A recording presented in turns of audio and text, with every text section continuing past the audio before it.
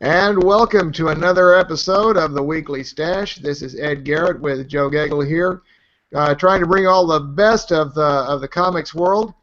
Let's go ahead and get started real quick. Joe, talk to us about Marvel this past week. Well, Ed, kind of like last week, I'm going to mention a few issues, but the one on the top of the list is Captain America number 22.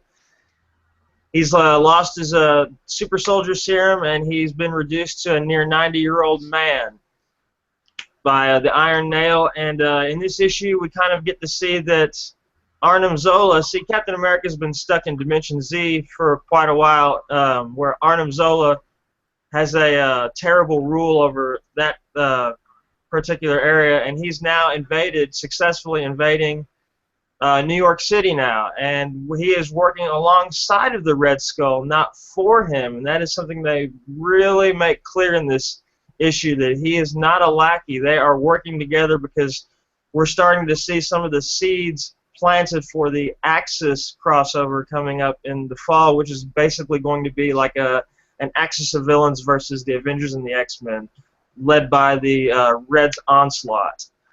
And the best bit of news to come out of this is that it's been announced that in issue number 25, there will be an all-new Captain America that is not Steve Rogers. Oh, wow. So that's something that's going to be very interesting. And I admit I haven't really followed this story, but I'm immediately interested in it, and I will be following it from here out, especially up into Axis. So that's one definitely to look out for and pick up.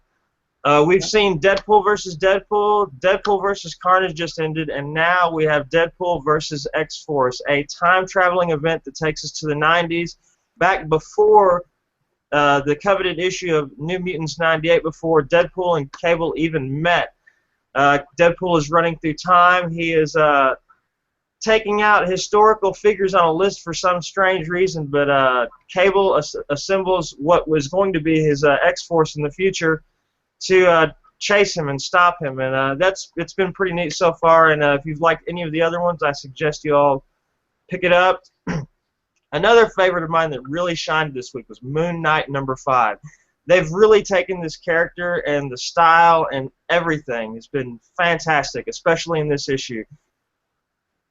And a lot of these are one-shot stories, but they're told really well. This one particularly, he is going into a building and he's trying to save a kidnapped girl. He finds out everything he needs to know. He's almost like I hate to say he's almost like the Marvel's Batman, but in terms of detective, he's right there. He knows what he's got to do. He gets in there and he takes each guy out one by one until he saves her. And then he leaves one guy alive, and he says, "You tell everybody when you see me, run." And it's just a well-done book, and it's something new that's got an edge on it that I haven't seen from Marvel these days, and it's kind of become a favorite of mine. In Original Sin number 5, we find out a lot about Nick Fury and how he was actually put up to the task of being Earth's first defense. That's why we find out in a lot of backstory that I won't really get into, but how the last issue ended with you get to see actually what he looks like with a bunch of life model decoys. Well, apparently he's been doing this for a long time, which is why he never seems to age. So that was a really neat chapter in the Original Sin saga. And finally, Miles Morales, the Ultimate Spider-Man. He tells his girlfriend that he's Spider-Man. She just runs away. Oh, wow. And then he has to run off and deal with the newly arrived and maybe even respawned Green Goblin and Norman Osborn, and that's been a pretty neat series. Of course, the Peter Parker has returned the issue before, so this seems to be heading into one direction, and I can only think of one word to sum it all up: clones. But that's me. What do you got this week, Ed? Oh gosh, for DC the biggest thing was Batman Eternal, and that series is still a big favorite of mine. You have the meeting between Jim Gordon and his son, who was thought dead but actually survived that meeting with Batgirl some time back. And the reason he wanted to meet with his dad was that he thinks his dad is just as messed up as he is and just doesn't know it. So he's offered him a free pass out of jail if he wants to escape it. But by doing that, he sort of gives up every principle he's ever had. So we don't see the decision yet, but the offer is there. Meanwhile, meanwhile, Jason Bard, who really is like a young Jim Gordon, pulls a stunt with Vicky Vale's help that really pulls a fast one on Carmine Falcone and on the interim commissioner. Of course, he's ticked them both off really badly. We'll see what comes out of it. But he manages to use the lure of capturing Batman to actually take down a lot of Falcone's gang. So it's a great issue. And in that same issue, Spoiler is finding out just how badly her dad, the Clue Master, wants her dead and how far he'll go to get her. That is an awesome story. Spoiler had been a good character for me, and there's a lot of folks who are really huge Stephanie Brown fans. And I liked her. I really like what they're doing with her now. Over in Superman Unchained, they're finally getting some of those issues out. The big battle against Wraith has turned just outstanding. And you've got this super-powered character who is at least as powerful as Superman, maybe more so, and you've got everybody fighting him. I mean, Wonder Woman's helping out, everybody's helping out, but we're setting up for a major throwdown for the next issue, and I can't wait to see what comes out of that one next. The big stuff is really coming up this coming week. If you're a Bat fan, this is your week. Dick Grayson gets his new series, not Nightwing, but Grayson, #1, comes out this week, where he is now an agent of a spy organization called Spiral. He's been sort of thrown in there as a mole by Batman, who is the only person other than Dick that knows he's alive. Even the Bat family doesn't know he survived Forever Evil. So we'll see how this series turns out. Batgirl is having a huge throwdown against Nightfall, which has turned into a really great villain for her. Detective at 33 has Icarus Part 4 with a gang war going on between the Squid and the Kings of the Sun. Batman Eternal has The Last Stand of the Penguin. That ought to be interesting. Wow. Yeah. Superman Wonder Woman, if you're not so much into Bat fans, there's a great issue, and I love Superman Wonder Woman. But this is where the character I'm calling Laniac, which is Lois Lane sort of consumed by the Brainiac virus, or however you want to put it. I like that name. Yeah, going up against Wonder Woman while Superman's going up against the new Cyborg Superman. Now, in the New 52, Cyborg Superman is actually Supergirl's dad. But he doesn't remember it. They showed briefly in Supergirl who he was. He's completely consumed by the Cyborg Superman identity, so he doesn't remember her anymore. Charles Soule writes that one. He's a great writer. And then World's Finest, where Power Girl and Huntress finally return home to Earth 2 to find it a complete mess, and part of that's because of the Superman of Earth 2, who is now controlled by Darkseid's forces. So that'll be interesting. And Paul Levitz, who is a great writer from years and years and years, is writing that series right now, so it ought to be a good issue coming up. Let me give you real quick the Image ones and all the other indie ones, and I'll come back to the Marvel ones that are coming out this week. At Image, there's a couple of new series, Death Vigil and Spread, and I think that our new reviewer, Nick, is going to be handling those. And then you'll also have Ghosted, which is one of my favorite series, Rise of the Magi #2, which is wonderful. Spawn and Walking Dead have new issues out. Valiant is picking back up with Armor Hunters as a follow-up to Mexico City. And Ryan #3, Ryan learned something terrible from none other than the villain Dr. Silk, who has managed to survive the intervening 1,000 years, or a couple of thousand years, to make it into the 4000s where Rye is, and he tells him something about himself that's pretty shocking. Can't say more, but it's a great issue. I've seen the advance on that one. Dynamite has 2 issues of Magnus. Magnus 0 at the same time, along with Turok #6. So you got Fred Van Lente on 2 issues and Greg Pak on Turok, and those are great. Dark Horse has X #15 coming out, and Boom has Thomas Alsop #2. He's sort of the mystical hand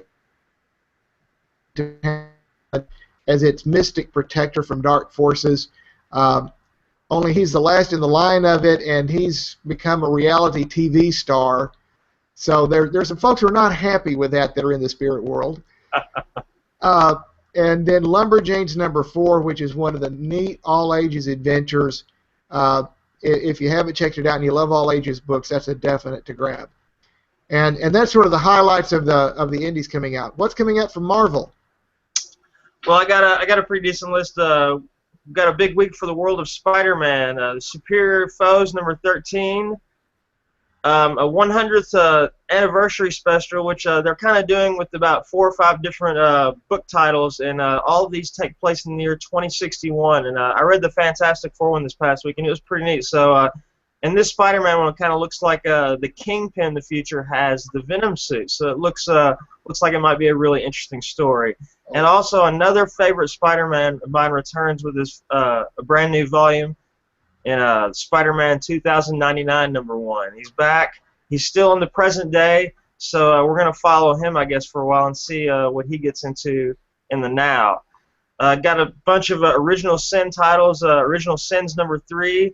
Thor and Loki, the 10th Realm, which is where we discover that Angela from Guardians of the Galaxy is their long-lost sister. Should be a really neat story.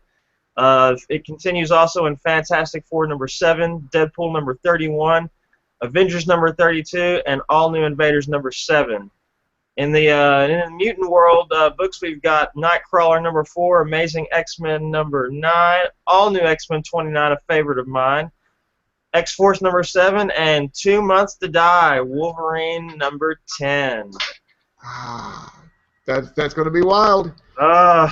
We got no Captain America, and now Wolverine's going to die. Well, who's on the chopping block next? There is no one safe in the Marvel Universe. I got to tell you, Angela being retconned into, that's got to be the ultimate retcon. You've got somebody who was actually first drawn and written about in a completely different comics lineup, and now she's being retconned into the Asgardian family.